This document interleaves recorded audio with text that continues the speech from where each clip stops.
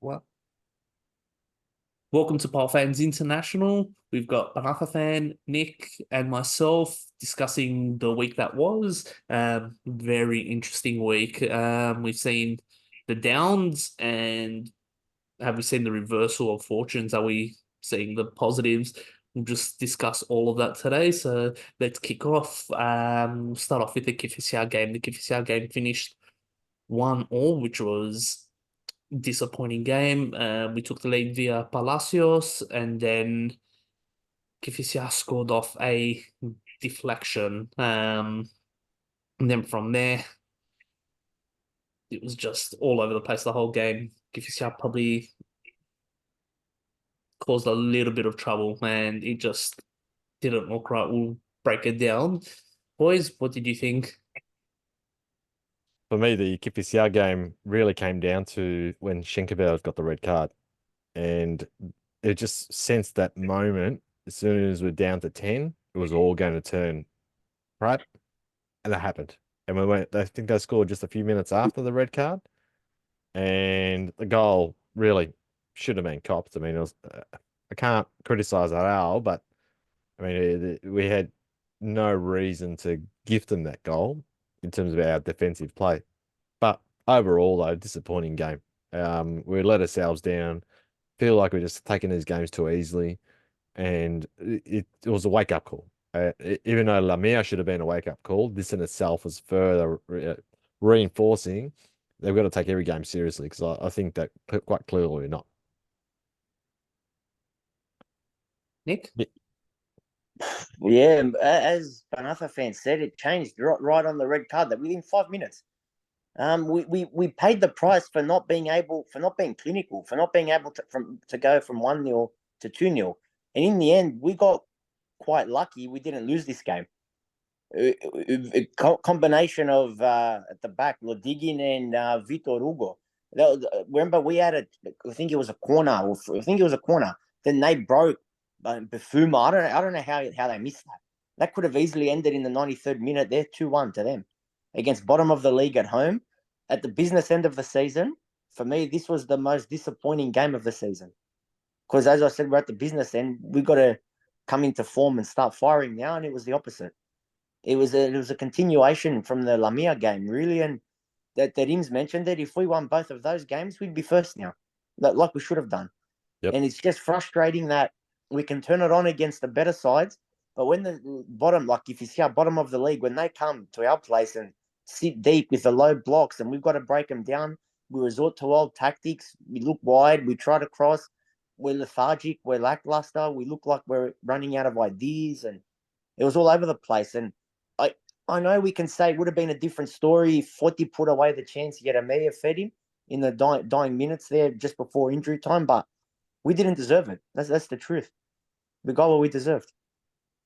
Yeah, I felt from the start with it at that 10-minute mark. I Yeah. mentioned to you guys in our chat that something doesn't feel right. It's very lackluster. There was just no energy. There was no cohesion, and you see the lineup that we poured out. It was fairly strong and very Greek. We haven't seen that many Greek players in a long time in a starting lineup. At Panathinaikos, it was a fairly strong lineup as well. So Terim would have coming off the high versus bulk, he learnt his lesson against Lamia, where he put that makeshift squad again, that heavily rotated, didn't pan out well. So, with the by his injury, who brought back Bart, brought back Bart. Bit of alliteration and tongue twister there, but Bart was playing well. He had the captain's armband. Lackluster, we weren't cohesive. Got at us in the 8 role, just it didn't work. It didn't work. We just felt like we were getting dominated in that middle. We got the goal VAR review, as per typical with every time we score a goal. Palacios sending out an offside goal ruled out as well later on, which was a clear offside. Then from there, we just didn't do anything. There was no notable chances, nothing.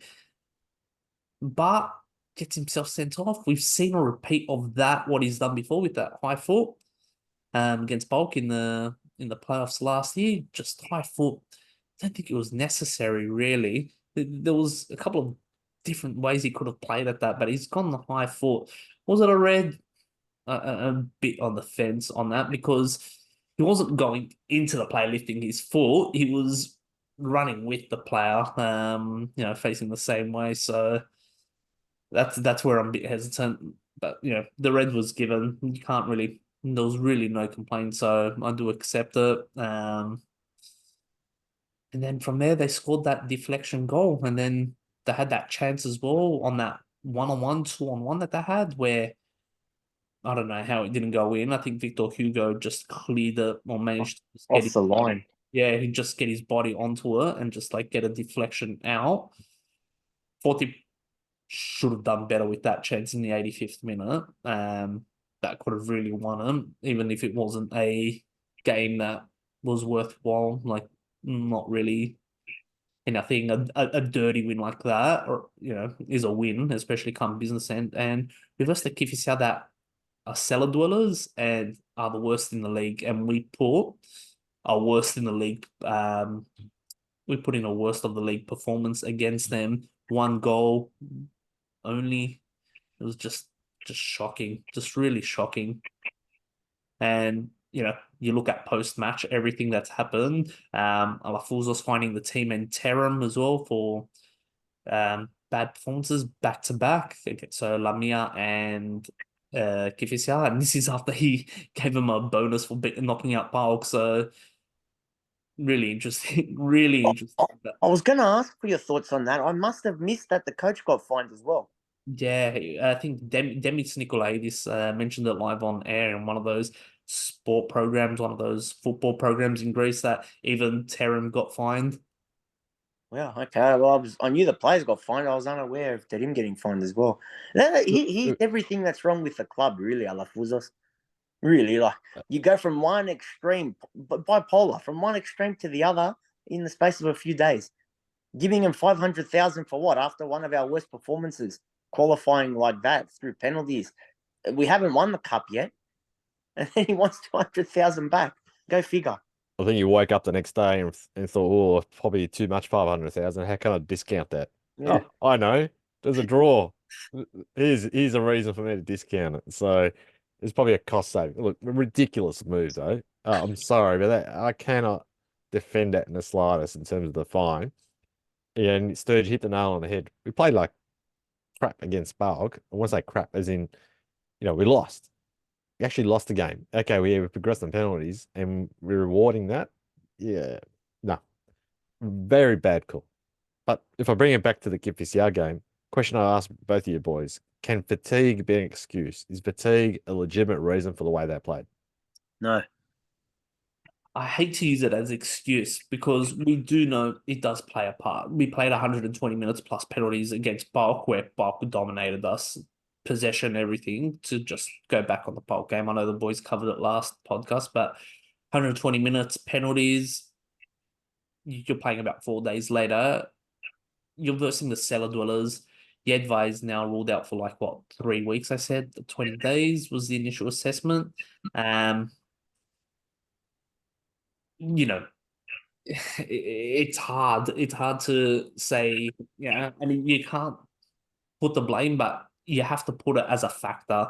Fatigue, but still, we had no midfield. We just couldn't offer anything in that midfield. I would probably use this moment early in the podcast to say use Eric Palmer Brown reference, where I think he was initially like a 3-week diagnosis when he got injured. So Don't say that. Let's not hope that it's the same when it comes to Yedvai.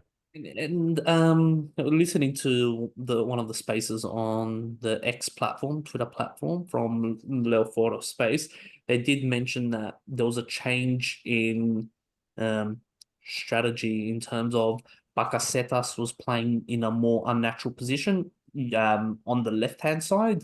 So where Bakasetas usually sits is more of an attacking mid, like a 10, but sits more on the right and plays on more on that right-hand side. But at Kifisia game, he was more in an unnatural position and he was just ineffective. So that was a bit interesting that Terum made that switch because he was very ineffective as well.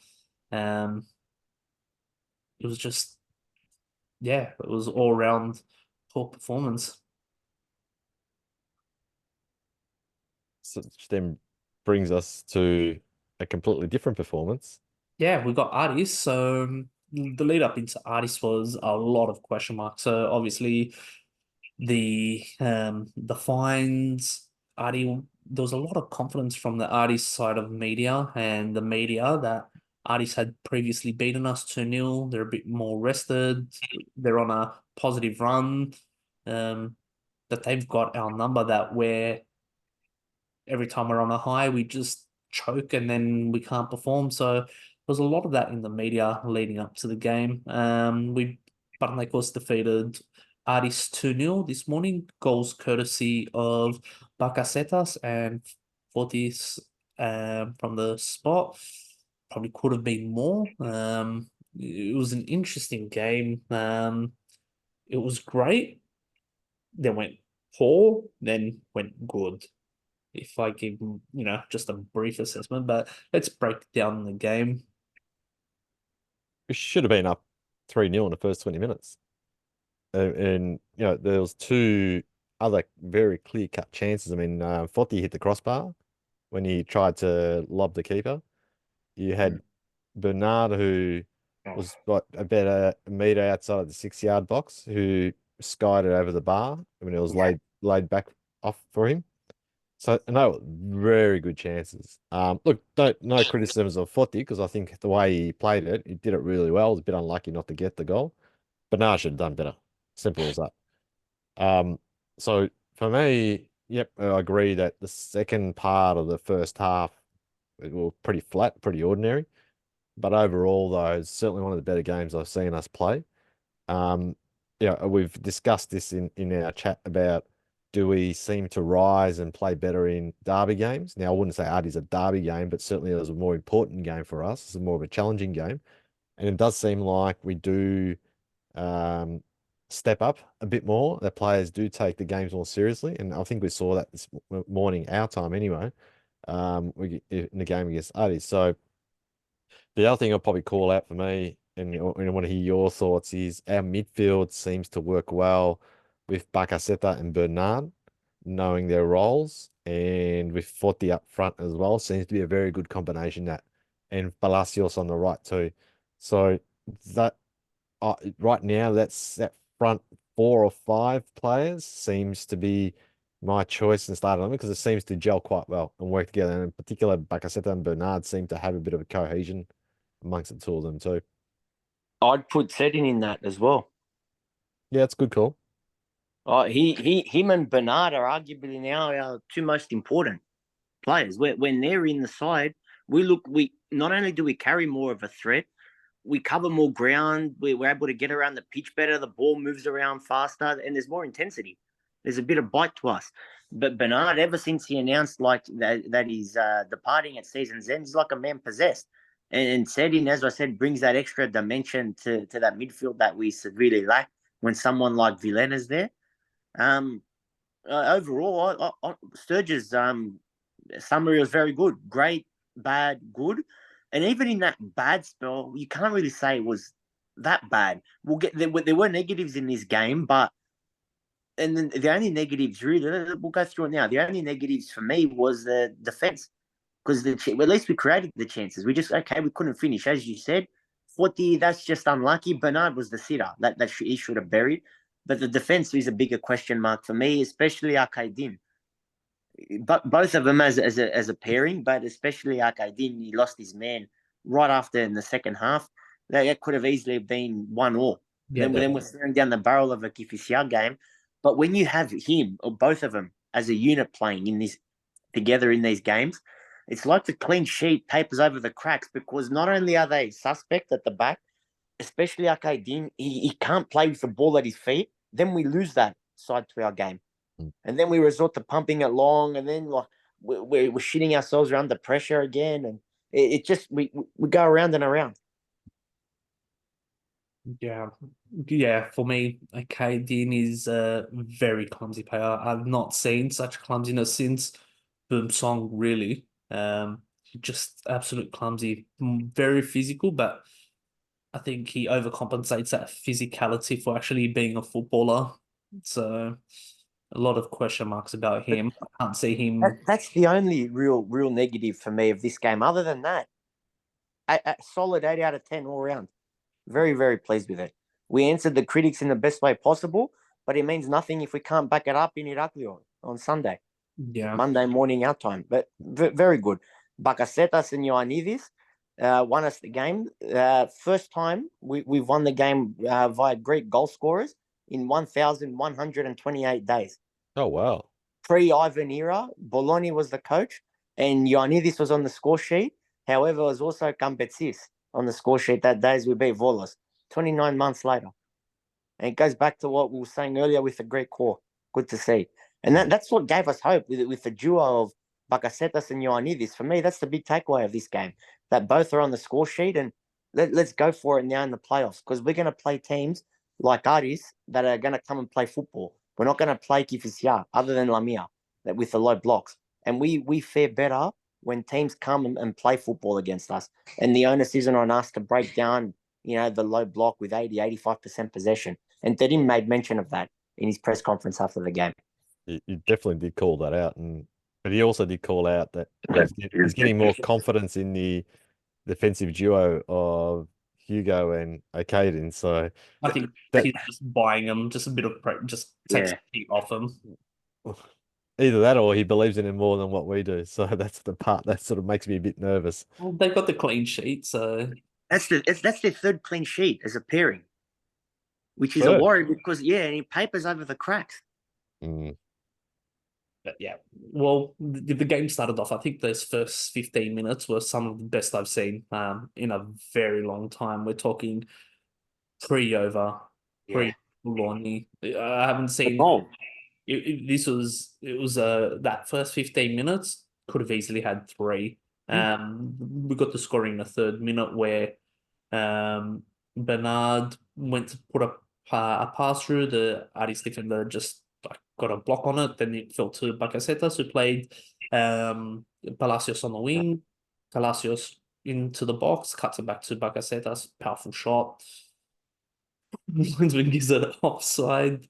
VAR review, you can clearly tell he's onside. So, yeah, 1-0. And then the penalty as well. Once again, it was from a set piece where we whipped the ball in. Bernard whips the ball in. The Aris defender double fists it, not even single, right in front of the ref. Referee doesn't give it. VAR intervenes, and referee just had one look and gives it. So, and then Forty made no mistake. After those 15 minutes though, very flat again. We just allowed Aris to play, and we welcomed Aris to play, and I didn't like that because Aris was growing in confidence. They didn't have big chances, but they were growing in confidence, and you don't want to be giving teams like that confidence because Aris is riding on a bit of a high with how they turned around their season. So, their coach Mandios I find as a brilliant coach, he does well with them. So you don't want to give that guy and that team confidence to start playing because that would pinch a goal and they almost pinched the goal. After that chance in the second half, it was just all us. It was just purely all us. Negative note, Aral missed the Offie game due to too many yellows accrued, so he gets suspension, but I think it was one goal worth it. It was that Zamora kid, man. It was just being a little ass, and he just deserved he just deserved it.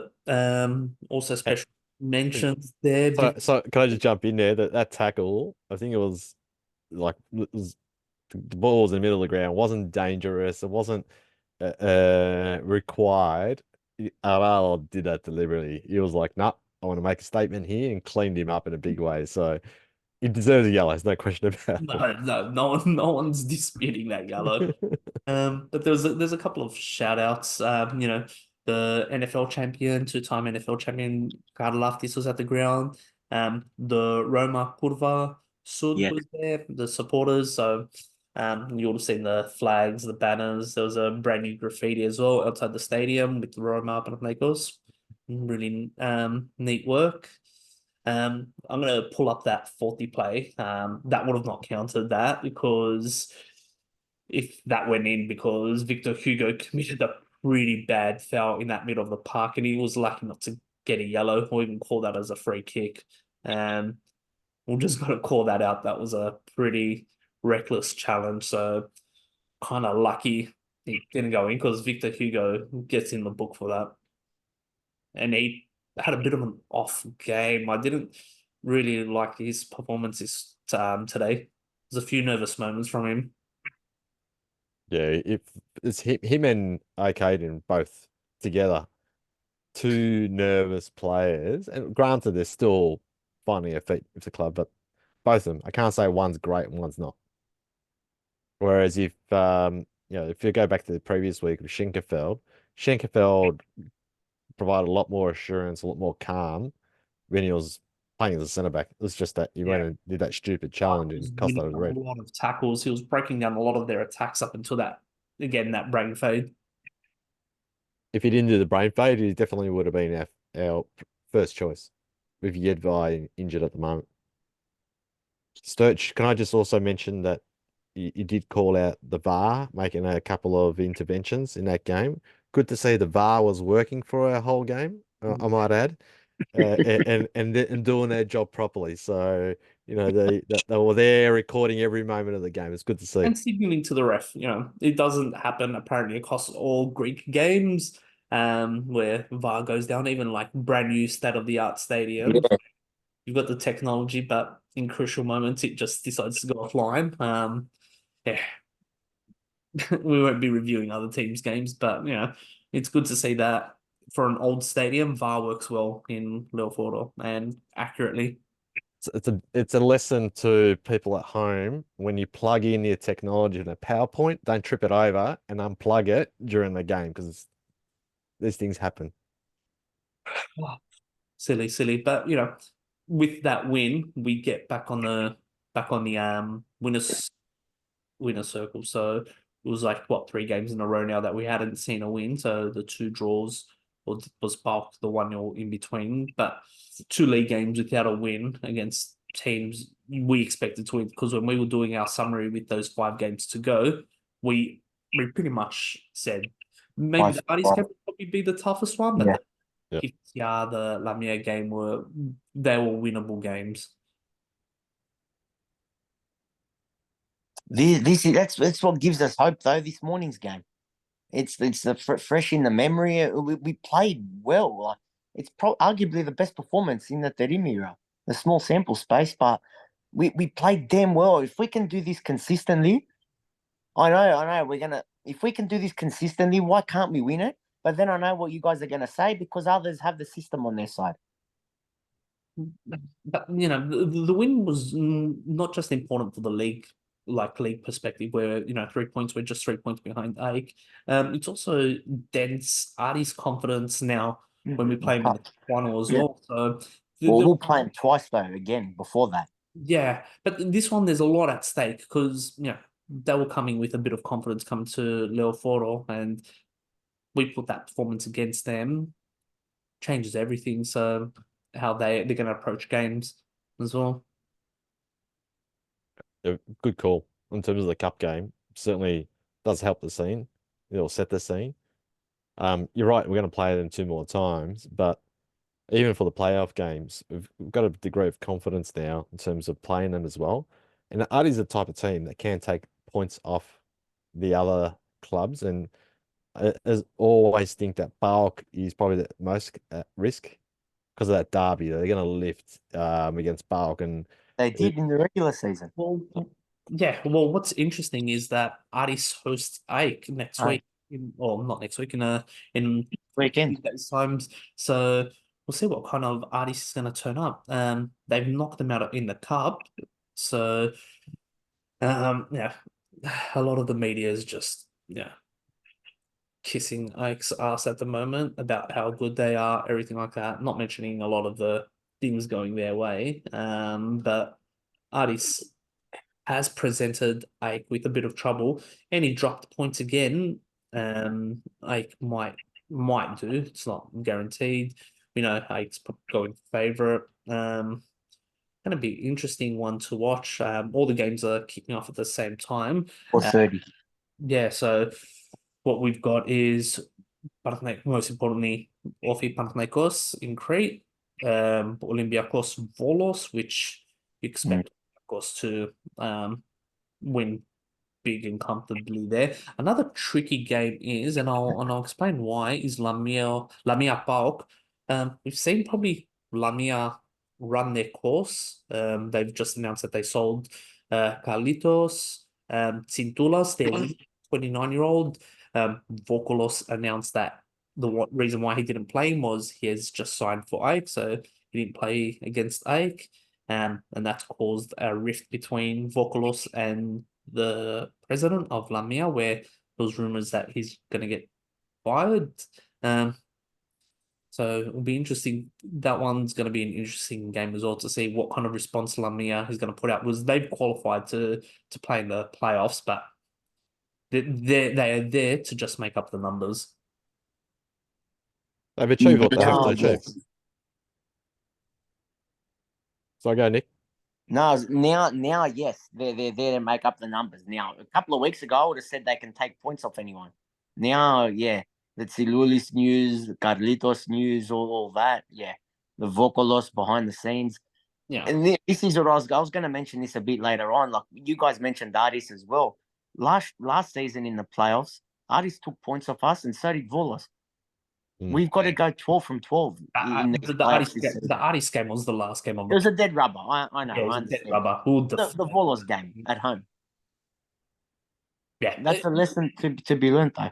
yeah, we can't. Yeah, it's a bit hard to say that. Yeah, they'll just be a pushover. But we know they might do gifts for a team or two here and there. So, and might go a bit harder against other teams as well. Against us. Yeah, we're not seem to be very well liked by pretty much majority of the teams. So long as I don't bring players with COVID to our games and infect the team. well, They might measure the goalpost. we've got one more game, but we can probably touch a bit on the playoffs and how it's going to work because we know the teams that are going to be in there. But there's got to be a bit of optimism because Olympiacos is playing on a bit of a high. AEK and PAOK really aren't playing the best. We're up and down. We seem to be performing against the bigger teams, and then the lower teams are going to give us the trouble. But in the playoffs, it's all big teams. So, Terim has AEK's almost, he had AEK's number. He's got PAOK's number, essentially. Forget about the 2-1 loss at home. It was that 1-0, which was a great performance in Dumba. So it's going to be a very interesting playoffs, especially if we start off with a win straight away. Last year we didn't. Things can change. There's a lot of similarities heading into the playoffs with last season, but last season we're more in a decline, while this season It's an unknown. I'd say because, like I said, yeah, we're performing against the more better teams and not putting away the more lower teams. Do you know when the playoff draw is? Because that's crucial. The order of when we face these teams. Because Orphy is from Monday morning for us. The playoffs is the start the following week. So it's got to be this week coming up, right after Orphy. Yeah, I think so. Got to be. Last season, because you mentioned we didn't start off with a win. We played AEK away to start off. That was the Banovic game. Yes. And we are we're 24 hours or so away from the CAS decision, the CAS decision as well. We'll see what they say. I don't think they'll make us play the game, finish the game because scheduling wise, it's a nightmare. We've got where we're going to be playing X amount of games, Olympiacos and PAOK, and we, for the sake of Greek football and fixture congestion, we hope they progress a little bit more in the Europa Conference League. So a little bit of fixture congestion will be good as well. Well, that's to my next point. So we play Orphy this weekend. before the March international break, which is on a side note is huge for the ethnic year. There's 2 games of the playoffs as well before that March international break.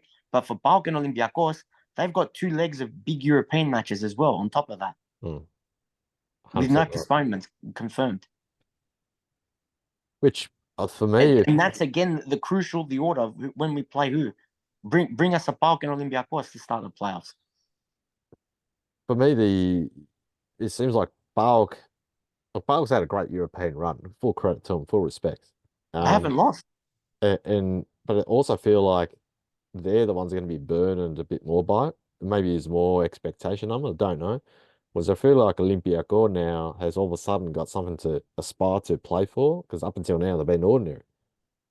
And I said if I go back Sturge to the comments about the playoffs and how we're going to look at regards to that, I still see AEK as being probably the biggest threat. They'd have to be, yeah. PAOK for me is arguably got a more dangerous squad, but they just don't seem to pull it together in the league itself often enough or consistently enough. But Olympiacos all of a sudden has become the dark horse, and they're the ones that now I fear could really cause a few, let's say upsets, because there's no such thing as an upset in the derbies. Take points. But certainly, yeah, I think that they could play a very big part in the championship run for any of On the the clubs. weekend, they got blessed with a penalty that should have not been Yeah. called a penalty. So, and that gifted them pretty much the win from there on. So, I still think Olympiacos is set to falter. They're just being a bit more lucky, essentially, as well, a bit more blessed. But yeah, they were clinical against PAOK, and that was pretty much the only difference between PAOK and Olympiacos. Olympiacos was not the better team whatsoever. The scoreboard definitely doesn't reflect that. They're just more clinical. But yeah, I do agree with you guys that I are the ones to watch. In my eyes, regardless of all the system, the VAR, the refs, and the other gifts from sides, that they've only lost once all season. But And what's scary with that is that they haven't hit their stripes yet, which is a good and bad thing for us. well, the funny thing is, though, yeah, we all agree AEK's probably the main threat, but I fear them less. If for Is for that Panathinaikos. because of the team that won off that game? Yeah, look and I can be completely proven wrong, right? So it is that I think we had their measure in Philadelphia With a that heavily evening, depleted team. and yeah, we were very unlucky, silly from Zeka to give away that penalty in the dying minutes of that game, which cost us the win. So that definitely plays a part. But with the game against Bus this morning, I mean they were losing 2-1, weren't they? Yes. And then they had those No, it few. was PAOK. No, not PAOK Olympiacos this morning. And so I'm trying to justify my view where I'm worried about him less, and I must admit I'm probably not doing my argument great justice. But because we did beat Olympiacos 2-0 only a couple of weeks ago. We did beat PAOK 1-0 in Tumba in the first leg of that game, although we did lose the second one. But I can sort of see where we can beat all the clubs, but it's based on purely on form now. I'll probably worry more about Olympiacos if we were to face them tomorrow versus AEK. That's how I feel. Struggling to provide detailed analysis to justify that. It's just based on recent form guide and also on our last match that we played against them. yeah, Maybe I'm being too optimistic. yeah. I'd still worry more against a game against A for me personally. Well, I'm just having a look when we look at last year heading to playoffs, both. You've got to factor in we played one less game. So at the moment are 1 point behind with one less game played compared to last year. We are minus 6 points behind where we were compared to this year with one game left to play. So that's a call out as well. Olympiacos, they were 3 points better last season. So, and PAOK should call out this season. They're 3 points better than last season where they're at. So that's something interesting to look at. And we know now with what looks like the what Europe looks like as well next season. I know we know what it looks like. So first place goes through the Champions League qualifiers. The winner of the Greek Cup will go to Europa League in the first round of the drawing, and and depends on what happens in the fixtures. Second, third, or third, fourth. Whatever that, and or second, fourth, whatever it is, will play in the Conference League. So, depending on if we win or and what the ladder looks like. How would it work? I don't want to jinx anything. What if we were to win the double? Who gets that Europa spot? Second, I think it could be or Ardis losing the cup Ardis. final? I'd probably need to look more into that, I'm but not sure. I don't know. I think in the past, someone got priority. I don't know if it was second or third got priority, or the cup loser got priority. I got a feeling a second or third got priority, if I'm not mistaken, in the past. But yeah, I can't say The for other thing certain. to note, if we're projected to end up starting via the Europa League, so we win the cup basically, not the league but the cup. So that format, the qualifying remains the same. We've got to go through 4 rounds of qualifying. We've got not a free hit, but we can afford to lose one tie to drop down to Conference League qualifying. no, we got to No? win 2 rounds. No, I thought it's in the group stage only that third place is gone. Are I you think sure? yeah, First and second round are eliminated purely from Europe. It's What from about third round? third round you go to Conference League. Okay. Because I know third in the group now is eliminated in come the group stage. I didn't know about that first and second round. yeah. First and second round, it's usually the small Weaker, clubs yeah. from the small Estonia, countries. Yes. Lithuania, yeah. So the downside of that though is that we start Earlier, pretty July. at what July. Our Yeah, season starts in second week July. of July. So the players aren't going to have much break, and going by the way The our Euros will be summer, on. yeah, Yeah. actually might push it out a bit, which would be good. But we're going to be changing over our squad in a major way, and that's the downside. We're going to have new players. They're going to take time to gel. We're going to be starting our campaign in July. And you brought us to the next topic, the players. So new players. We're not going to talk about new players incoming, but we're going to talk about the new players that came in over the summer.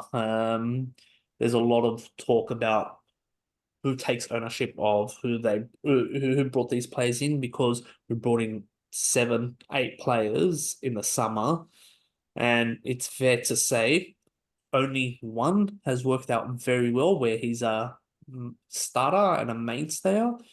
Mladenovic, so that's Aral. Mladenovic is more opportunistic due to Juanca's injuries. I'd probably even argue Yedvai is now the Yeah. starter. Yeah. I'd have him as a success. But A everyone else has completely failed. Palmer Brown injury, Juricic inconsistent, injured. Um, who else did we bring in? Vilena. Vilena. Vilena, he's just lost his place. He's just not that player that On big money expectation too. is. Yeah, Big he came money. with a bit of reputation expectation. I did like him. But he's just gone downhill. He just looks out of form. Doesn't look fit anymore. And he's someone that looks like a solid person, but he's just not the player that we hoped. Would you And count? Would you count Yeremayev as a mm, summer transfer? I know we bought him prior to that, but he was on loan. for the sake of the summer signing, I wouldn't. It's a bit thing because he was never really trusted by Yova, even though he scored 2 goals in 5 minutes playing under Yova. Oh, actually more because he played in the Vorlos. Volos. Um, But he's not a summer signing, to be fair. So yeah, let's leave him out of the equation. but there's a lot of talk. These weren't the players that Yova wanted. There's talks that he was targeting Linga, a name that was drawn out for a long time, constantly popped up in the media, and usually names that drag on in the media, I don't believe, but there's a lot of talk that Jova really wanted Linga, and he went to Besiktas from memory. He was the Czech player attacking mid that played for Sparta Prague, so instead he brought in Juricic, who was great when he came in, scored some nice goals in the qualifying. Scored was it against what's the one? Hey, He scored against Ike. I think he scored against the the Ukrainians. yeah, he scored a What nice are they? Dnipro, yeah, yeah. yeah. So yeah, he started off very well, and then uh, it seems like fans are turning on him as well on socials. Him, even them reading Sporter is always coming a bit of flack. Mm. Um, so So, Lingard, if correct me if I'm wrong, the rumor was back in the day that was it the Czech club wanted €4 million as a transfer fee. Um, didn't he? Wasn't he sold for less in the end? So it didn't quite work out to what the rumors were saying. Or am I getting it wrong? um, he's at final actually. So he's at final. And that was a loan, if I'm not mistaken. The fire not it wasn't a sale. It was a. I think it was. Yeah, it was like a loan. Yeah, Yeah, he it did was get it was a loan. loan. So and that's what really sort of makes you wonder, like what our strategy was. Why is it? And from all accounts, Lingard wasn't. The rumor was, and I'm going to be careful how much weight put on rumors, but the rumor was that he wasn't against playing for us. I think he was okay, and yet we can't pull that signing off. But we've gone with Juricic on a free transfer, so I understand that makes it easier. But look at Juricic. He's had a poor season. He's been injured. He hasn't really hit good form consistently. Um, and now we're wondering what's going to happen in the new year. We're going to keep him. We're going to get rid of him. Can we get rid of him? Is he going to want to go? These are all sorts of questions we've got now, and that's part of the challenge going into the new season. I'm looking at Linga's stats. He's not setting the world on fire at all. He has not started a game in the Dutch league. He's played 11 games, 2 goals, 1 assist, but 11 appearances. He's only played 8% from what it's showing with, no starting appearance. So it doesn't appear he's really lighting the world on fire there. He looks like quite often on as a substitute during the Champions League for appearances, but just doesn't look like he's flourished there. So, in terms of players that have contributed, and I know you called out Adal Sturgeon. I think it's a great call out because he has been consistently contributing to the team. No question about it. I think that it's hard to find a fan of ours right now that would be critical of that signing. And if I recall correctly, that was one of the like a last minute signing in the transfer season. Yeah. And it's funny that as a last minute signing, it's worked out beautifully because quite often they're the ones that prove to be the most troublesome for us. Yeah, that seemed like a panic last minute signing, and seems like we paid what 2.5 million from Fenerbahce, but that's the one that's worked out. I think that's the big one. Yeah, because he came. It was against Braga. It was pretty much against Braga that he post Marseille. It was Braga because he Yep. came on off the bench and he just went straight into him. So really, then all we've got is one player that we can single out as saying it's added value to our squad. From that window, yeah, I was going to say you can fast forward a few months to the January window. Now some games are built up. Bakasetas, I'd say, is working so far, small sample space. Dragovski working as well. And well, what we got to add to that is a bit of a caveat. Dragovski, Are they Terem signings? Ah. His network, because most of the players came from Turkey, or is it Papadimitriou? Maybe was it's rumored Terem wanted more Greek players or wants to build a core Greek player, so we've brought in Limnios, but that Limnios talk would have been happening a while before. that was way before he came. So the majority of the players came from Turkey, and then Drakowski, has been brilliant. The only one on a surface that appears to be non-related to Terem is Drakowski. Yes, and his fee isn't cheap either. Is that something we're going to pay? Well, the positive thing about him, he can play both feet on the ball, so it helps when we play possession. But what's important to note is his current home or his parent club, Spezia, is in relegation zone in Serie B. So for Panathinaikos' sake, we want them relegated. That will offload obviously his wage, and I think we can get a better price compared to if They'll be more desperate to sell, I guess. Yeah. He's only 26 too. He's young. Yeah. He came off the big injury when he was at Fiorentina, so in terms of it's funny because our January transfer period already has been more successful than what we did in the summer. Yeah, but the players there have had more impact. You'd say what Bakasetas is starting, Drakowski is starting. So it's hard, and we're never going to know exactly how much input Terem has versus Papadimitriou. But the only thing we can go off is since Terem's been around, the first transfer season, it already appears to be more successful than when he wasn't around. Yes. And so on that, purely alone, I know it's a crude assessment, but that's all we've got. And right now, you'd say that Terem's influence has been more positive than negative. Well, so then you'd question what's the future of Papadimitriou. It doesn't seem like he's on side with the Panathinaikos fans at the moment.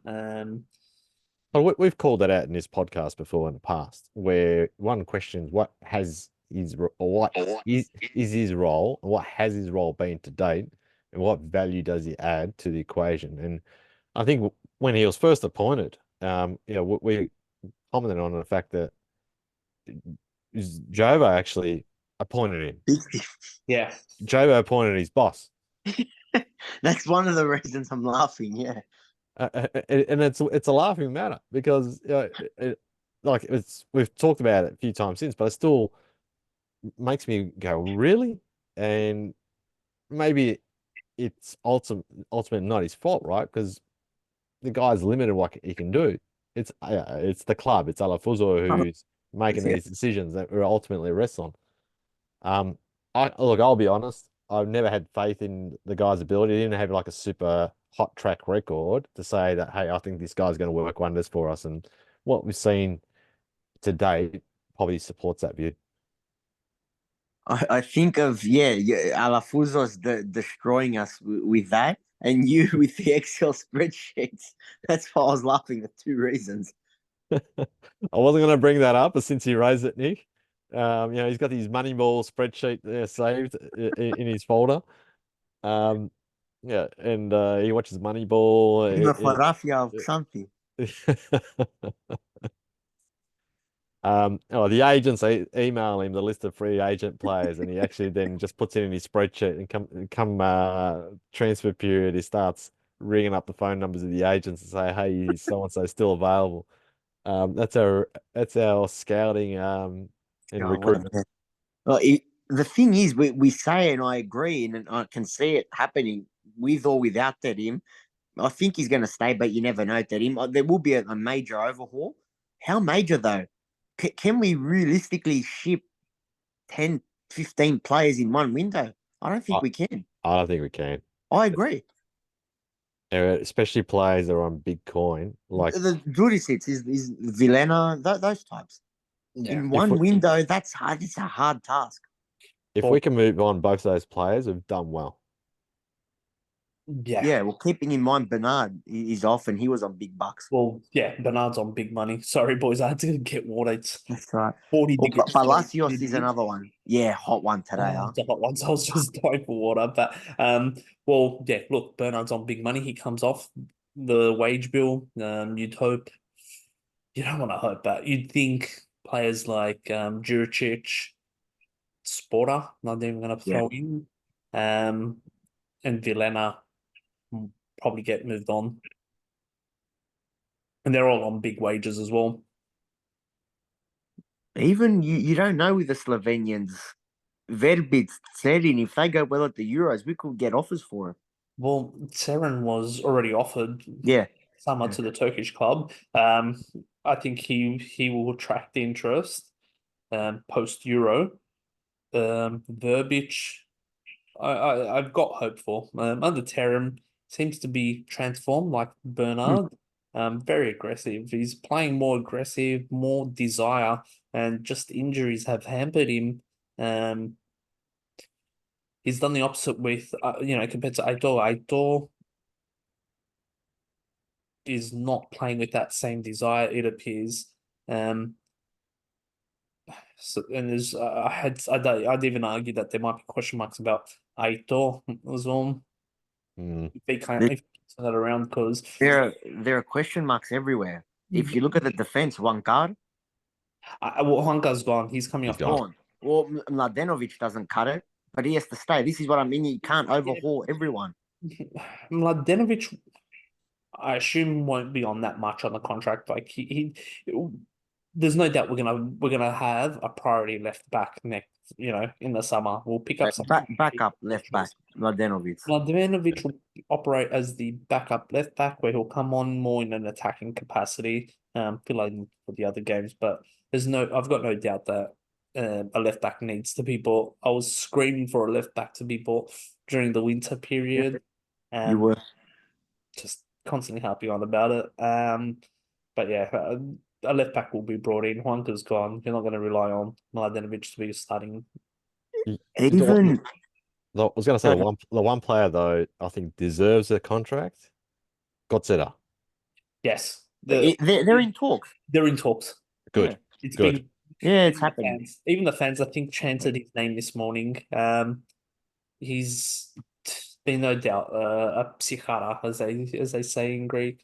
He's no doubt been top quality this season. Really deserves the contract renewal. He can play anywhere from the right back to the centre back to the defence mid to the 8. I don't really like him in that 8 position, but he can stay in the right back. I'm happy for him to play there. But he does what he's asked to do. Yes. Yeah. No questions. He's not precious about what his role is. Well, the interesting one is the Palacio situation because Yeah. he hasn't announced formally he's gone to Pumas, Mexico. There was that big talks that it was pretty much an agreement in place, but there was talks that his wife or him and his wife were at a party for Pineda. Pineda, which fueled the Ike rumors, but at his age and what he's asked for is 1 million. Ike just announced the signing of Tsintulas, who plays in that same wing position. Are you going to spend 1 million on Palacios? You've pretty much announced that you're spending how much on, or Brignoli. Brignoli's pretty much a done deal there. He'd be on close to 900, 1 mil. Apparently their talks as well with Stankovic, their current keeper, as well. So how big is Ike's wage bill? And they're going to be spending more. Araujo's apparently gone. He's MLS bound. He's old now. 32, I think. Okay, I thought he was a bit older. I think he's 32. So he's MLS bound. But yeah, interesting for Palacios, who I'd argue has been one of our best players this season. Got an assist this morning. So if I was asked both of you, would you sign Palacios on or would you let him go? At the right price, keep. 1+1, so 1 year plus option for one more. He wants 1 mil. He's on what, about 500-600, I'd say. You'd have to find a compromise in the price, try and meet more in the middle ground. 1 million puts him high up there. So would you sign him on a 1 million contract? No. Probably wouldn't. Not on a 1 mil. I think That can be better well spent in if he other. was 28, 29, yes. Yep. If he was 28, 29, if he was 28, 29, not that he's 31, turning 32 this year. But yeah. Yeah, I would agree. Yeah, so that's There why. are question marks though everywhere. What's gonna 40 is still a question mark at this stage. Yeah. Well, 40, it's only really if someone comes along and offers big money, right? Yeah. Yeah. He's locked Yeah. down, so that's the positive thing. A Yeah. club. Then there's the Yedvai, for example. Vitor Hugo, that's an option, I believe. Akaidin was just a loan anyway, so he's gone. Jedvay comes as a cheap option as well. I'm pretty sure Okay. it's a How low much? buy. I think it It's, was like in the million or something, 2 it's mil, Okay. 1.5 million, if I'm not 1.5. mistaken. Yeah. It was Yeah. a very low option, so I'd take that. Fun power. Then there's the fringe, like I'm talking Tokai, Kleinheisler, when they're back, we have to find clubs for them. They'll be offloaded. They'll be offloaded, but we got to ideally try get a fee. think we will cut our losses with them. Probably. Yeah. I think Tokai had a 500,000 option in his loan. Back to Croatia. Yep. That was the option. Okay. If So- we get 500,000, we're laughing. Yeah, if we get 500,000, that's good.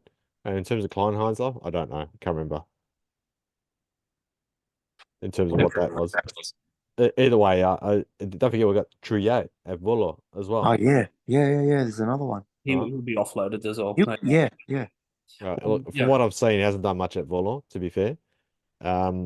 We've also got that mystery player we signed from Brazil that was on loan at Leviathan. Toro, Jonas Toro. He's on loan. What happened to him? I forgot he existed. Yeah, so he's on loan in Brazil. This is second loan year. Jonas Toro, yeah. What a waste. That was Papadimitriou's spreadsheet special.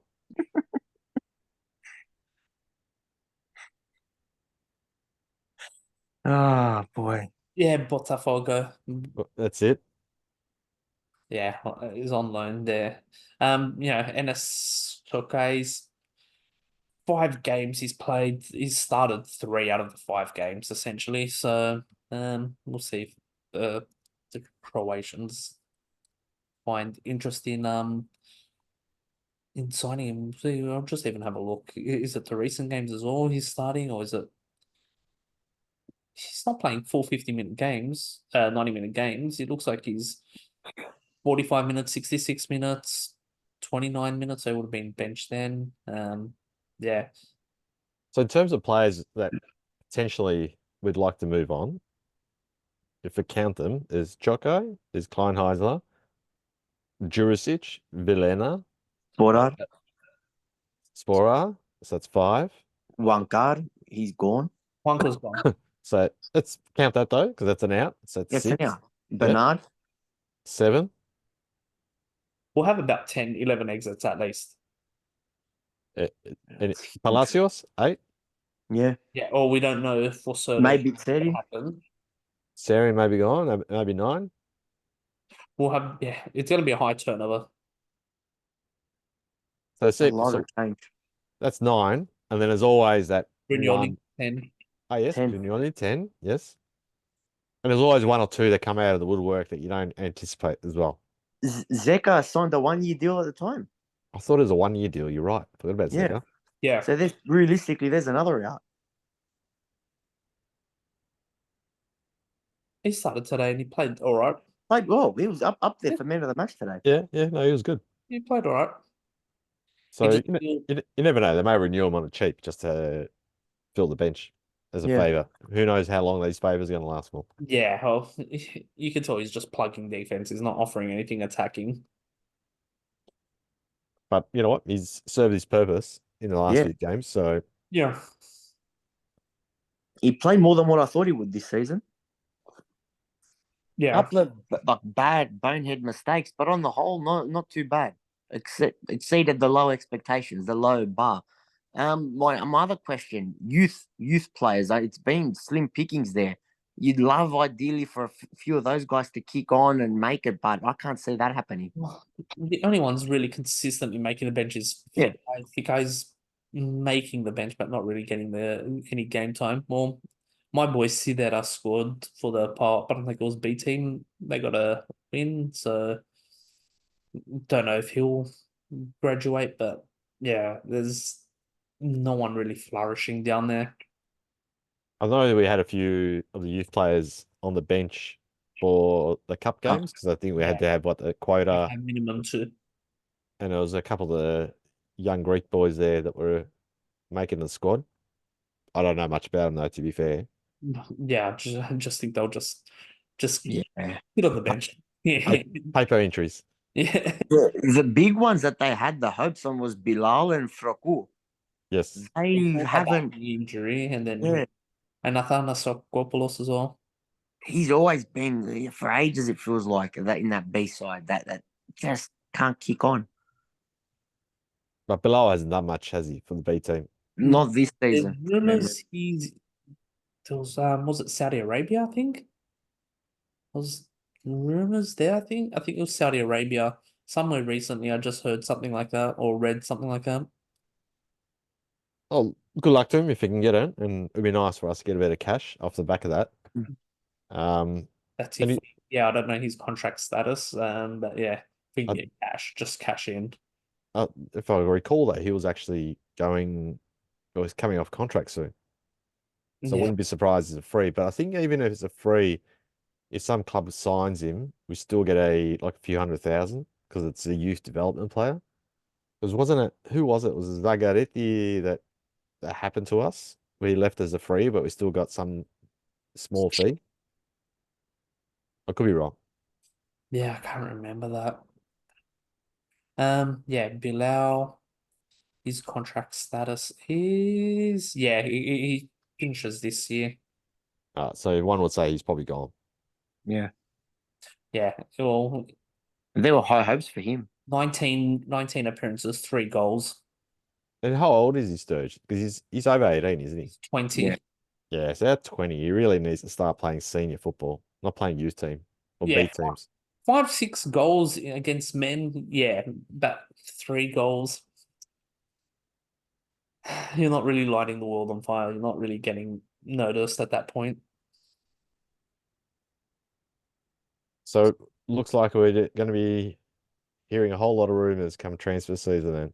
Yeah, yeah. We won't be doing podcasts once the season finishes. I think we'll just take our own off season, but we'll be active on the just on socials. Social media, yeah. Probably some blog spaces as well, some blogs. If January is anything to go by, if Dedim stays on, which I think he will, we're going to be linked with a different type of player to what we were in that previous summer that we went dissected. The Jurisic, that Vilena, that winner will be linked with that higher caliber player, I think. One would hope so. But ideal for me is we change up how we operate behind the scenes. And Wishful thinking. yeah, it is. But I'll put my dreams out there. Who, You who was need this as well for that. who was the Spanish? I forget his name. The Spanish TD that we had that hired people. Rocker. Rocker, that's it. He had a decent ability to not only find players but get rid of players as well, if I recall correctly. And that's what we need as a TD. Someone who actually has the ability to find clubs for players or have the ability to move them on. He was terrible. He brought 1, 2 maybe decent players, but everyone else.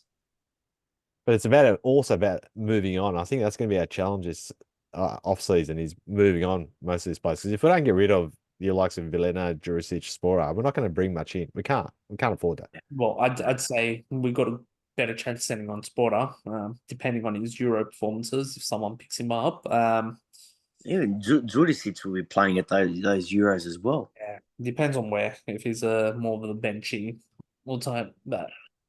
See what club. if any club shows interest in him. Surely one of the bigger clubs in their home countries would be interested. Surely. Depends how much the player Yeah. wants it too. Yeah. Because if Jurisic is not happy with us, then he may be the one pushing it for it, and it may make it a lot easier. Well, yeah. Well, we know the Slovenians, and I put them in the same bracket because their agents have been doing a lot of talking, a lot of noise. So they're probably using this Euro as a chance to make a move. Yep, I would agree. And what are the dates for the Euros again? 14th of June, I think, is the start, and 15th or something, or 15th of June. It's a month, Yeah. but middle of June till 14th middle of of July. June, European time. That's when it kicks off. So, and the final, 14th of July. July, yeah. Yeah. So yeah. Get the Greek flags ready for the 14th of July, 15th of July. Dude, let's get through March. The 20th anniversary, 20 years celebrating. Jeez, I felt like yesterday. But yeah. But yeah, with Panathinaikos, I think yeah, we needed to offload some of these players. I think once again, it's going to be a whole new rebuild. But the players that you need to bring in, you have to bring them with a purpose to fit in the system as well. Hmm. It can't just be just signing players. Like if a coach wants a certain player, you don't find the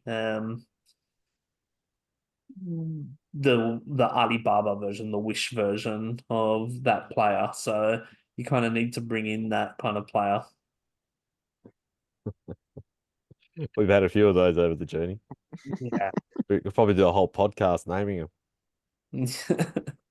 So yeah, it's important that we get the players right. We've had hits, we've had misses, so probably a few more misses than hits, but hopefully with Terry making it clear what he wants, because he's someone that you know is demanding, so his demands have got to be met. Now, if he stays over the summer, that's there's always that rumor mill whether he stays or goes. If he stays, he's going to be very demanding of what he wants. He's used to operating with a budget. That's also true. That's also true. Not this situation. I don't think he knows Alafuzos too well. No, you'll find out. And can I just jump in and say that on this podcast, we've made a few calls, all of us, that have actually been ahead of their time. And I'm happy to make one now. And I've said this in the chat. Watch out for the Hadzio Giovanni rumors of him coming back. No. You reckon? The rumors are going to be whether he comes or not is a separate discussion, but the rumors are going to be there thick and fast. Just wait and see. Very active on Insta where he's liking all our posts, the Panathinaikos posts. So he's definitely kept a close eye there. Because of the Ethereum connection, because of the fact that he's seen him play in Turkey, the club return. Got a brilliant goal against Fenerbahce. He did. He did. The rumors are coming, boys. I'm calling it now. And we're gonna have some of our plans, some of our fans wanting him back as well. I don't think he's particularly too well. Yeah, surely. Some of our fans. No, I'm not saying anyone on this podcast. Well, looking at it, let's see what he's done, like stats wise as well. Yeah, he hasn't scored a goal in the league. He's only got one assist in 22 games, so he's not setting the world on fire by any means. In the cup, though, in the Turkish Cup, 5 appearances, 2 goals, 4 assists. So he's found a bit of form in the cup, but in the league, he's been absolutely shocking. In the cup, Bektaras. Yeah, he loses to the cup. But yeah, And he's been gone 2 years. 2 years. it'd be almost 2 years. Yeah, And he'll be on his last year of his contract coming up, Must be. which then makes him a cheaper signing. Oh no. No, his contract expires and he's got an option. Oh, so his contract expires now. Gala, there's the But he's rumors are going to come thick and fast now. Oh, got no. an option. So I don't know if the option's with the club or that would be interesting. Palacios going. We got a gap on that side of the pitch. How old would he be? Would he be? He'd have to be 25 minimum. Yeah, but 26. He's 26? 26, turning Yeah, yeah, 27 in May. yeah. Makes sense. Well, I'm pretty close with my prediction. I said Terran will win the cup, but gone. Okay. That Was can my both happen. prediction. That was my prediction, and it's a very, very possible one. I said that at the New Year's pod, or the just that I first episode remember. of New Year's. So Yep. I just had that feeling, especially with the fines, everything like that. Let's just see, especially with the what's going to come in during summer. Because Terry's shown that he doesn't like club management interfering. And that's exactly what Alafuza was doing. Well, yeah, well, yeah, with the fine, that's interfering. Because everything else seemed pretty rosy, and you see a lot of respect. All the coaches, the first thing they do when the pre-game, you just see them all hugging Terim. So he's obviously very, the coaches very much respect him. He's that presence there. Um, but yeah, whether he stays on is another question.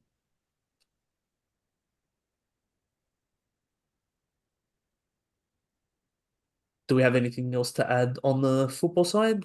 Just trying to think. I think we've covered all bases. We hope for the best in Iraklio this weekend Yeah, Yep. yeah. because that's important. We got to keep things one game at a time. We Well, can't get too far ahead of ourselves yet. yeah, that Let's any form of drop points in that game, and we're up against it severely. it's a 7:30 p.m. local kickoff time. 4:30 for us. 4:30 a.m. in Sydney, Melbourne, Australian Eastern Standard Time, 7:30 local time in Greece. All the games kick off at the same time. So it's gonna be a big, big night, morning. And the boys will cover up the Aussie game, obviously, whatever happens from there. So on that side. There's not a whole lot of basketball news. There is the game against Real Madrid tomorrow morning. Time we upload the podcast, it will be past, and people get to watch the episode. Antetokounmpo was ruled out injured. He did suffer that knee injury in the Greece game.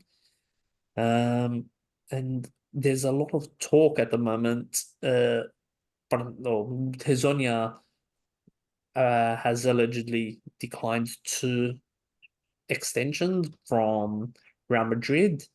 Panathinaikos is heavily interested in him. There is that love for each other. He's a big Panathinaikos fan. And recently, what's sparking a wildfire at the moment is a Juancho to Real Madrid. Juancho, who's probably been a bust. I'd argue he's a bust for Panathinaikos. He came with the big hype, and just hasn't delivered. When he puts on the Spain jersey, he's a phenomenon. But when it comes to the Greek League and Euro League, he hasn't delivered. So it's something I'd say 95% of the fan base or the fans will take that swap. If it's a swap or if it's one goes, the other one comes in, I'd say 95% would want that to happen. No one will argue that at all. They do. Especially our friends on our US podcast. I was gonna say, imagine Andoni. Uh, the only dream is for him, if that happens, and like a reincarnate of Berg. That will make his that will make his year. Um, but yeah, Goha feels like a long time that we've had a player like Berg. But yeah, I was gonna bring up this point about 40 before we wrap it up. 9 goals for the season, 5 from the spot, 4 from open play. So I think An issue. it is an issue. He does Yeah. do other work in terms of the build-up play. He did set up beautifully Palacios for the goal against Kifisia, but just him finding the net. He's got to be more consistent in that open play, finding the net. I think that's his big issue. Yep. Then Sporar scored, well, hasn't he? From open goal, Open play. yeah. Yeah, yeah. And you Oh, we're losing you. you probably cutting noticed out. I haven't referred to the other striker. Ah, Lord, Cutting out? Is that Lord better Jeremy. now? All we heard was the Lord at the end. It cut out for a reason. The podcast anticipated what I was about to say. Yeah. He couldn't Quick, quick, shut him up. Shut him up before he starts talking about him. He couldn't handle too much awesomeness. Mention his name. But yeah, he Oh, almost got a big assist, and he hasn't got an assist this season. He almost got the big one versus Kifisia. So yeah, so he's had 7 goals. yeah, none from the spot either. So it's what makes it unique about him. So it will be interesting to see what kind of 11 do we play against Orfi. Dragovski. We'll go through it very quickly before we wrap up. Dragovski, fullbacks, Vajanidis, Mladenovic has to be, I guess. Center backs, Schenkerveld comes in with Vitor, maybe Vitor Hugo, maybe. Or is he gonna persist with Akaidin there? I think that he's going to persist and leave Schenkerfeld out. Oh, as a bench, as an option off the bench, yeah. Well, Arauz out. Ruben Perez would come in. You'd imagine. I'd say Ruben will get the Ruben start. for sure. He'd have to play. Rest Godzilla, I think he'd have to go Saren. Staring Bernard. I think we're going to see a very similar 11. Actually, no, not Bernard on the wing. Bacaseta. Yeah, Yeah, Serin, Bacaseta, Palacios, Bernard, 40. I'd say we're going to see a very similar 11. Yeah.